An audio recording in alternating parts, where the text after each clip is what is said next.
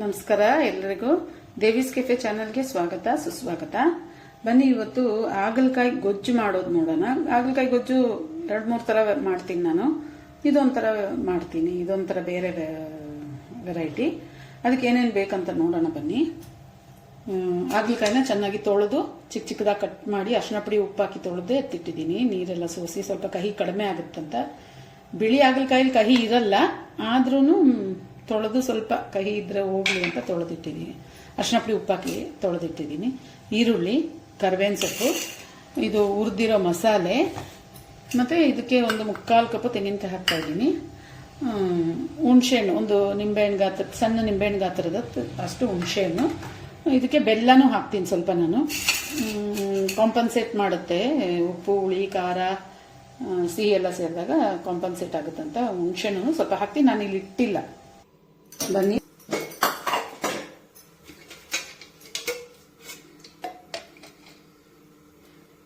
ನಾನೊಂದು 2 table spoon ಅಷ್ಟು ಎಣ್ಣೆ ಹಾಕ್ತಾ ಇದ್ದೀನಿ. ಹಾಗಲಕಾಯಿ ಎಲ್ಲ ಫ್ರೈ ಆಗಬೇಕು ಚೆನ್ನಾಗಿ. ಎಣ್ಣೆ ಬಿಸಿ ಆಯಿತು.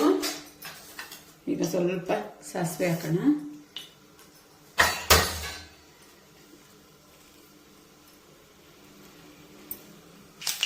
ಸಾಸಿವೆ ಸಿಡಿತಾ ಇದೆ, ಚೆನ್ನಾಗಿ ಸಿಡಿದ್ಮೇಲೆ ಕರಿಬೇವು ಹಾಕೋಣ. ಕರಿಬೇವು ಹಾಕಿ ನಂತರ ಈ ಈರುಳ್ಳಿನ ಹಾಕೋಣ.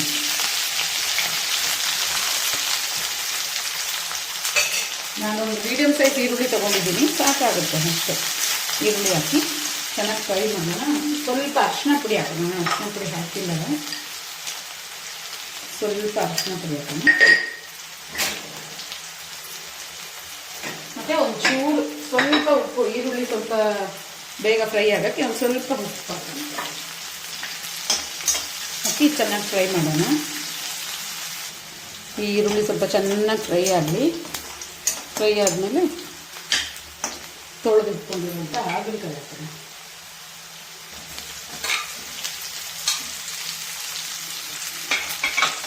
ಹಾಗಲಕಾಯಿ ಹಾಕಿ ಚೆನ್ನಾಗಿ ಫ್ರೈ ಮಾಡೋಣ.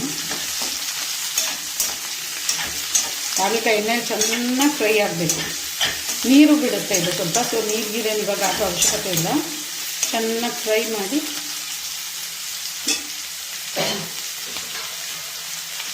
ಮುಚ್ಚಿ ಸಿಮ್ ಮಾಡಿಬಿಟ್ಟು ಸ್ವಲ್ಪ ಮುಚ್ಚಿಡೋಣ. ಬೇಯಿಲಿ ಕೊಡೋಣ, ತಿರ್ಸ್ಕೊಡೋಣ. ಇಲ್ಲಾಂದರೆ ಕಲರ್ ಒಂದು ಕಡೆ ಹಾಗೆ ಇರುತ್ತೆ, ಮೇಲೆ ಎಲ್ಲ ಹಂಗೆ ಬೆಳ್ಳಗಿರುತ್ತೆ. ಸೊ ಫ್ರೈ ಮಾಡ್ತಾ ಆವಾಗ ಸ್ವಲ್ಪ ತಿರ್ಸ್ಕೊಟ್ಕೊಂಡು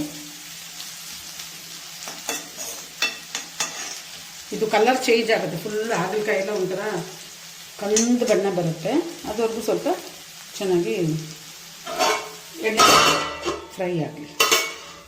ನಾನು ಫ್ರೈ ಮಾಡಿ ಹುರ್ಕೊಂಡು ಇಟ್ಕೊಂಡಿದ್ದೀನಿ. ಇದಾಗಿದೆ. ಸ್ವಲ್ಪ ನೀರು ಹಾಕಿ ಬೇಯಿಸೋಣ. ಇದು ಬೇಯಬೇಕು. ಹಾಗಲಕಾಯಿ ಮಸಾಲೆ ಹಾಕ್ಬಿಟ್ರೆ ನೀಟಾಗಿ ಬೇಯಲ್ಲ, ಖಾರ ಎಲ್ಲ ಬಿದ್ದರೆ. ಸೊ ಸ್ವಲ್ಪ ಒಂದು ಅರ್ಧ ಗ್ಲಾಸಷ್ಟು ನೀರು ಹಾಕಿ ಇದನ್ನು ಬೇಯಕ್ಕೆ ಬಿಡೋಣ. ಮೀಡಿಯಂ ಫ್ಲೇಮಲ್ಲಿ ಇಟ್ಟರೆ ಸಾಕು. ಮಸಾಲೆ ಆಮೇಲೆ ಹಾಕೋಣ. ಇನ್ನೊಂದು ಸ್ವಲ್ಪ ಬೇಯಿ ಬೆಂದಮೇಲೆ ಮಸಾಲೆ ಹಾಕೋಣ. ಇದು ಆಗಿದೆಯಾ ನೋಡೋಣ ಬನ್ನಿ. ಆಗಿದೆ. ಇನ್ನೊಂದು ಸ್ವಲ್ಪ ಇದೆ. ಒಂದು 2 ನಿಮಿಷ ಬಿಟ್ಕೊಂಡು ಮಸಾಲೆ ಹಾಕೋಣ. ಈಗ ರುಬ್ಬಿರೋ ಮಸಾಲೆ ಹಾಕೋಣ. ನಾನು ಇದು ಹುಣಸೆಹಣ್ಣು ಇದರಲ್ಲೇ ಹಾಕಿ ಸೇರಿಸಿ ರುಬ್ಬಿದ್ದೀನಿ. ಸೊ ರುಬ್ಬಿರೋ ಮಸಾಲೆ ಹಾಕೋಣ.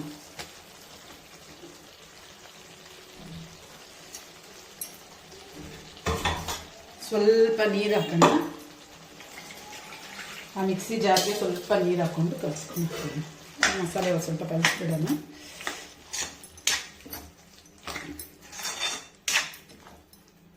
ಗೊಜ್ಜಲ್ವಾ, ತುಂಬ ನೀರು ಥರ ಇರಬಾರ್ದು, ಸ್ವಲ್ಪ ತಿಕ್ಕಾಗೇ ಇರಬೇಕು. ಹಸೆ ಮಸಾಲೆ ಆದರೆ ಫ್ರೈ ಮಾಡಬೇಕು. ನಾವು ಹುರ್ದಿರೋದ್ರಿಂದ ಪರವಾಗಿಲ್ಲ, ನೀರು ಈಗಲೇ ಹಾಕ್ಬೋದು. ಇದಕ್ಕೆ ನಮ್ಗೆ ಎಷ್ಟು ನೀರು ಬೇಕೋ ಅಷ್ಟು ನೀರು ಹಾಕೊಳ್ಳೋಣ.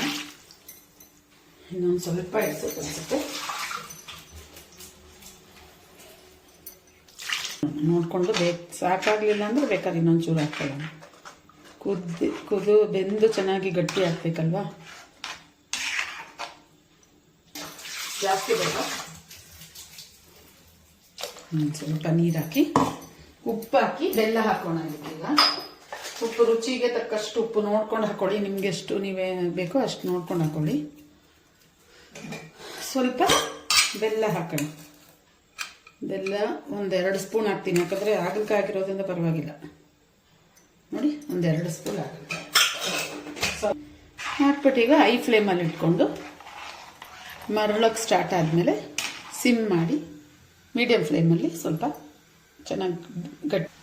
ನೋಡಿ ಮರಳಕ್ಕೆ ಸ್ಟಾರ್ಟ್ ಆಗಿದೆ, ಈಗ ತಾನೇ ಮರಳಕ್ಕೆ ಸ್ಟಾರ್ಟ್ ಆಗಿದೆ. ಚೆನ್ನಾಗಿ ಮರಳಲಿ. ನಾನು ಸೌಟ್ ಬದಲಾಯಿಸಿದ್ದೀನಿ ನೋಡಿ, ಸಾರಿನ ಸೌಟೆ ತೊಗೊಂಡಿದ್ದೀನಿ. ನೋಡಿ ಕನ್ಸಿಸ್ಟೆನ್ಸಿ ನೋಡಿ, ಈಗ ಸಾರು ಥರ ಇದೆ.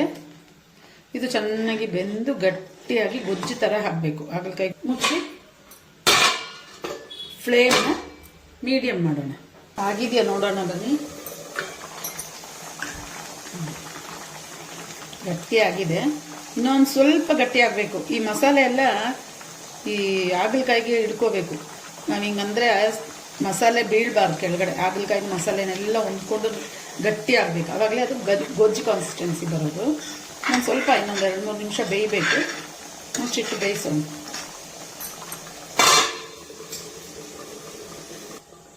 ಇದಾಗಿರ್ಬೇಕು ಇವಾಗ. ಬನ್ನಿ ನೋಡಿ ಗಟ್ಟಿ ಆಗಿದೆ. ಇದು ಆರಿದ್ಮೇಲೆ ಇದ್ದು ಗಟ್ಟಿ ಆಗುತ್ತೆ, ಯಾಕಂದರೆ ನಾವು ಮಸಾಲೆ ಎಲ್ಲ ರುಬ್ಬಿ ಹಾಕಿದ್ದೀರಲ್ಲ.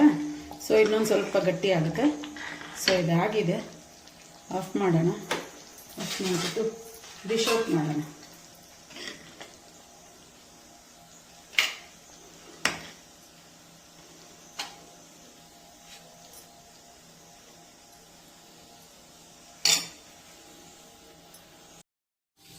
ನೋಡಿ ಸ್ನೇಹಿತರೆ, ರುಚಿಕರವಾದ ಹಾಗಲಕಾಯಿ ಗೊಜ್ಜು ರೆಡಿಯಾಗಿದೆ. ಟೇಸ್ಟ್ ಮಾಡಿ ಟ್ರೈ ಮಾಡಿ ಹೇಗಿದೆ ಅಂತೇಳಿ. ದೇವೀಸ್ ಕೆಫೆ ಚಾನಲ್ಗೆ ಯೂಟ್ಯೂಬ್ ಚಾನಲ್ ಸಬ್ಸ್ಕ್ರೈಬ್ ಮಾಡಿ, ಲೈಕ್ ಮಾಡಿ, ಶೇರ್ ಮಾಡಿ. ಬಾಯ್.